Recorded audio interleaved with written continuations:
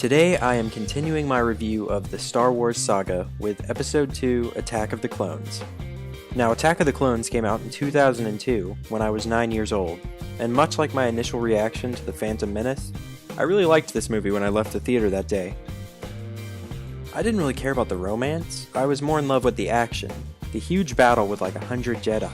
You know, this is the kind of thing I would imagine when I was a little kid playing with action figures. This movie gave us some stuff on a larger scale than we'd ever seen before in the Star Wars universe. However, like The Phantom Menace, this movie did not stand the test of time for me.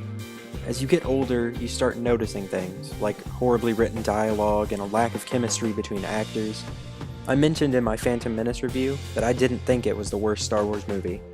Let me spare you the suspense and just say that Episode 2, Attack of the Clones, is far and away the worst Star Wars movie to date. This is going to be rough, but let's get started. Attack of the Clones takes place 10 years after The Phantom Menace, which means no more Jake Lloyd. We now remove the burden of bad child actors, with the exception of young Boba Fett, but let's just pretend he wasn't in this movie.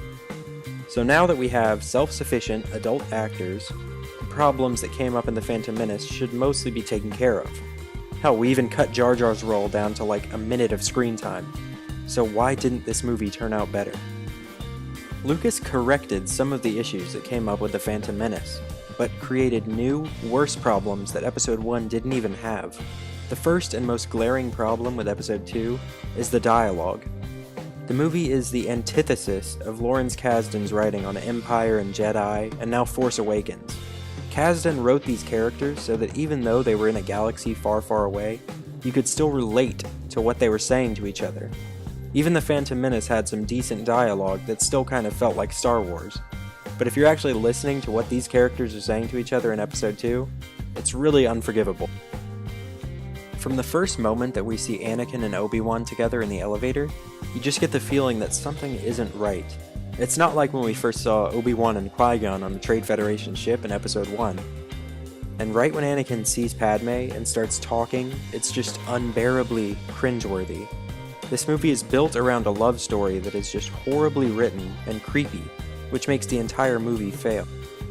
The chemistry between Hayden Christensen and Natalie Portman is horrible, but I have to go to bat for them by saying who could seem genuine or believable when delivering these lines.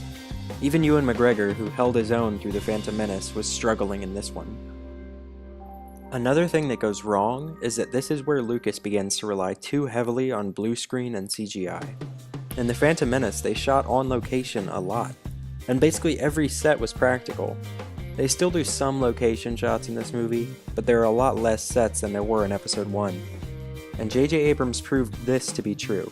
If you can only use CGI when necessary, and keep as much as you can practical and on location, it's going to feel more believable. The big battle at the end of the movie doesn't work for me now that I'm an adult. As a kid, you think it's awesome to see a bunch of Jedi swinging their lightsabers in a big epic battle, but I think that he really overused the lightsaber here, which makes it cheap and it devalues it. In the original trilogy, the lightsabers rarely came out, and when they did, you knew it was a big deal. But in all of the prequel trilogy, the Jedi seem to have their lightsabers out more often than not. The lightsaber fight with Count Dooku is probably my least favorite in the saga. So choreographed to the point where they were basically dancing with each other, and then the whole close-ups on their faces while the lights are just flashing. It was really stupid in my opinion. I want a lightsaber fight that feels like the people are actually trying to hurt each other. And then of course we get Yoda coming in to save the day. This worked perfectly up until he pulls out the lightsaber.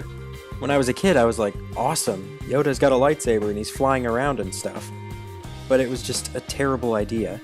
You turn Yoda, the wise old master who needs a cane and can barely walk, into an acrobatic, flying, screaming thing. Just a big mistake in hindsight. If someone needed to save them from Count Dooku, it could have been Mace Windu. So let's talk about the little parts of this movie that are enjoyable. I'm going to start with Samuel L. Jackson's entire performance. He only had a few lines in Episode 1, but in this he was great. The most genuine, believable Jedi on screen in my opinion.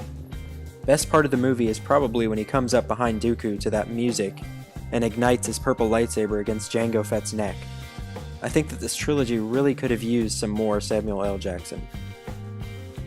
Really struggling to come up with good stuff here, but I guess Christopher Lee as Count Dooku. He's a great actor and he plays bad so well.